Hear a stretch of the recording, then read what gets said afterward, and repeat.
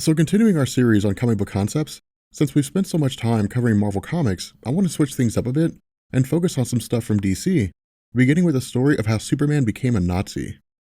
Originally appearing in Multiversity Masterman #1, I want to take a step back and explore the idea of the multiversity concept and what it represents in DC Comics.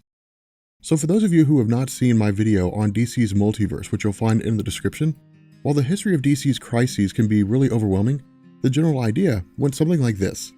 DC invented their multiverse in 1961, but over the course of around 20 years, it grew to be unmanageable and confusing to new readers. And so in 1985, DC eliminated the multiverse with Crisis on Infinite Earths. Where this would remain the standard for around another 20 years, in 2005, DC brought the multiverse back with Infinite Crisis, although the heroes didn't know about it, but this changed at the conclusion of Final Crisis when the heroes became aware that the multiverse had been reborn.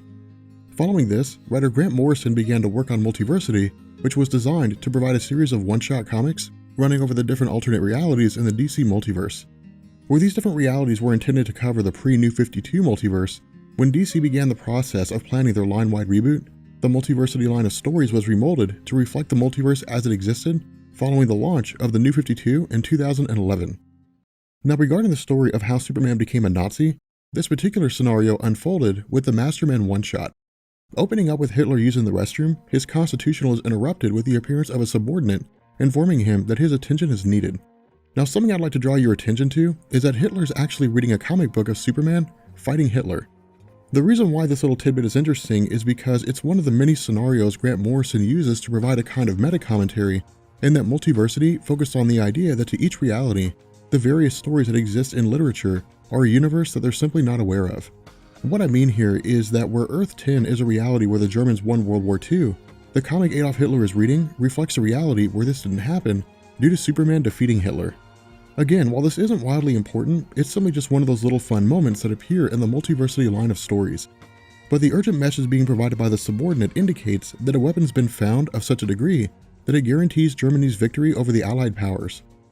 Transitioning to the ship of Superman, following its crash landing in the Sudetenland, the vessel was discovered by an unarmed German couple who informed the authorities. To sidetrack for a second, the Sudetenland was a region between Germany and the Czech Republic, and because it largely consisted of German people, Hitler viewed its occupation as Germany retaking its rightful territories, returning the country to greatness. Crossing into the Sudetenland in March of 1938, this move was considered to be the catalyst which led to the invasion of Poland and the official start of World War II. But regarding this particular story, where the vessel is extremely small and viewed by Hitler as not being large enough to house a full-grown adult, his scientists revealed that Hitler's correct and that the vessel contained an infant child. Now, much like the Superman that we know today, this version was bulletproof, as it was shown when the SS officers began shooting at the child when their bullets bounced off. But something that I want to talk about here for a second is what Grant Morrison doesn't say. One of the most well-known aspects of the Nazi war machine were the varying experiments on humans. While these ranged from bone, muscle, and nerve transplants to sewing twins together in an attempt to create conjoined twins, where Morrison doesn't address these experiments directly, what he does tell us is that the act of the soldier shooting Superman is designed to demonstrate that the child's bulletproof, meaning that sometime after his discovery but before being shown to Hitler, the soldiers had shot the child in an experiment to see if it was human or not. Following this, where Hitler views Superman as a kind of messiah from the future, nicknaming him the Man of Tomorrow, Morrison also provides us with a brief overview of the events of World War II, and that over the course of the next 17 years, Superman had been provided a German superhero name of Overman, and had fought along the German lines, leading the Axis powers to North America, in 1956, where they successfully managed to take over Washington, D.C. In addition to this, the different forms of literature in America, including comics designed to mirror the early Captain America comics, are deemed propaganda and burned accordingly. The Lincoln Monument's destroyed, the Washington Monument is turned into a symbol of Nazi Germany, and the various flags around the Capitol are replaced with swastikas. Now from here, we jump forward around 60 years later to a nightmare involving the deaths of a character named Overgirl, alongside this universe's versions of Batman, The Flash, Aquaman, and Hawkman, among others. Waking up in the company of a woman named Lena, in truth, she's actually designed to be a stand-in for Lois Lane, and a love interest for Superman that will last throughout the entire course of the story. But the conversation between the two actually provides us some valuable insight into the events as they've unfolded so far. What we're told is that in this reality, instead of being named Clark, Overman is named Carl. In addition to this, the dream of Overman involves something akin to a decrepit house with eyes on the inside. Now I'd like you to keep this in the back of your mind since it will serve as a foreshadow of the end of the comic. But as the two continue to talk, we're told that this dream has been recurring for years and seems to be tied into both the element of insurgence and the death of Overgirl. While both of these concepts will be expanded on as we transition throughout the story, while attending the funeral of Overgirl, the eternal flame lit in her memory is blown out with the appearance of Uncle Sam alongside the human bomb. Now to sidetrack for a second, the human bomb was a character named Roy Lincoln and first appeared in Police Comics #1 under the banner of Quality Comics. Originally gaining his abilities by consuming a chemical called 27QRX, Roy Lincoln developed the ability to create explosions by touching objects, with the most powerful explosions generated when touching his hands. As a result, Roy began to wear a suit contained of fibro wax, only removing the gloves in order to cause explosions.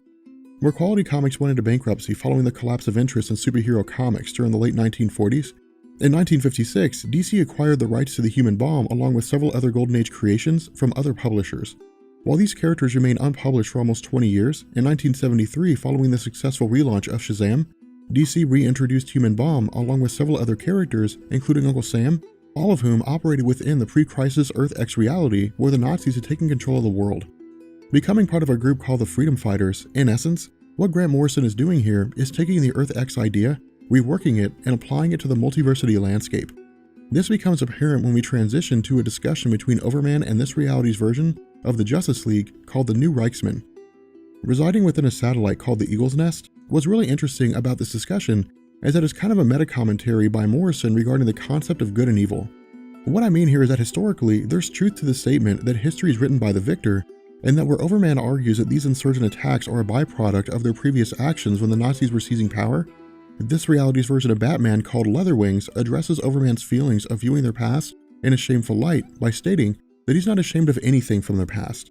To Overman though, as far as he was concerned, he was there throughout the entire war, during which time the Nazis had engaged in heinous acts of torture and intolerance towards anyone they deemed to be inferior. In addition to this, the Atlanteans led by Underwater Man and the Amazonians led by Brunhild were only spared destruction due to the Nazis believing that they were the source of the Aryan race owing to the Atlanteans' blonde hair and blue eyes, and the Amazonians being all white women. And so what Morrison's doing here is using a concept called the Categorical Imperative. Established by Immanuel Kant in his book A Critique of Pure Reason, the Categorical Imperative argued that an act is moral if and only if anyone can engage in that act. Tying this into the story, the scenario as is presented here is that the Nazis had seized power, killed off different races from around the world, eliminated English as an acceptable language, and replaced it with German, which created insurgents who looked to cast off control of the Nazis and the influence of the New Reichsmen. Something to also take note of here is that while Overman was raised under the hands of Hitler and oversaw the Nazis seizing control of the world, instead of becoming an evil dictator continuing Hitler's views of intolerance, instead, Overman has mixed feelings about the current state of the world and the actions of the Nazis.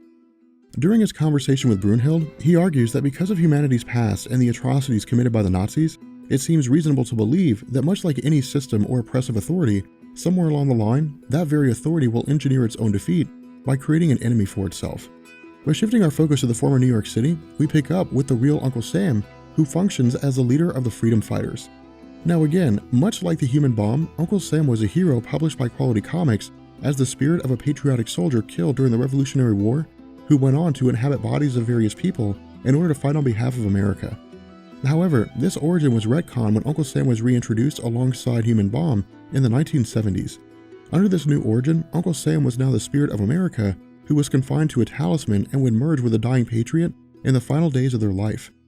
To this end, where Morrison doesn't tell us who this man is, instead, he leaves things largely ambiguous by indirectly stating that somewhere along the line following the onset of World War II, Uncle Sam had taken control of a dying patriot's body in an effort to hold off the Nazi invasion, but was ultimately unsuccessful, most likely due to the involvement of Overman.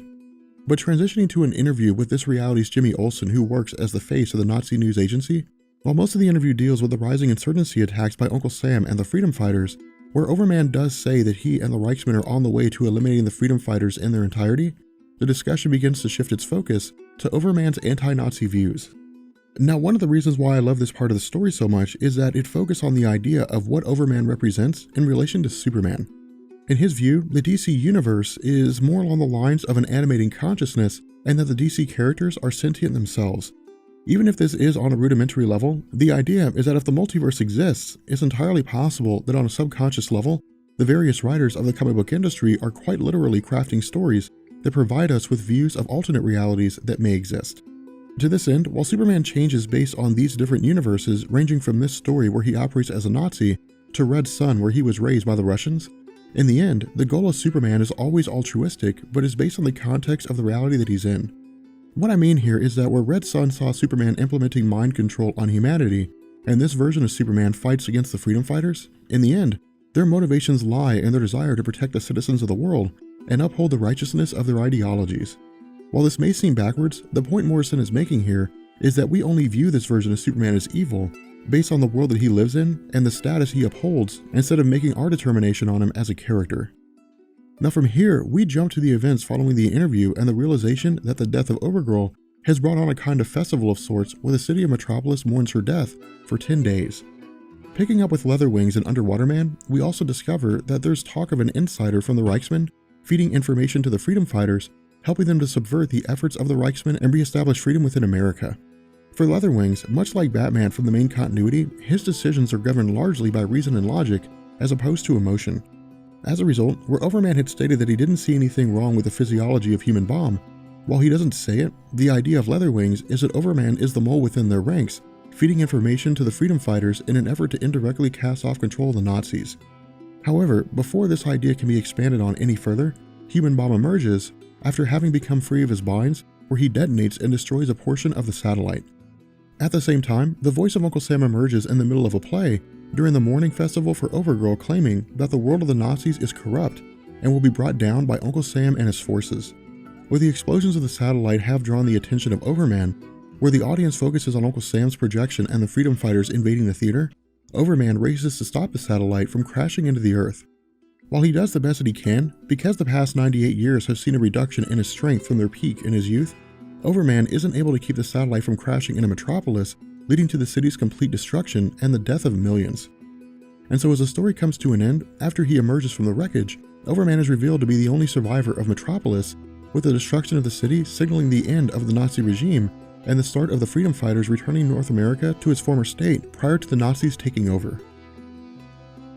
With that being said, we're going to bring this video to an end, and post a comment down below and let me know, what do you like more? The versions of Superman that are the classical versions where he's a good guy, or the versions of Superman where he's a bad guy? And I will catch you guys later. Peace.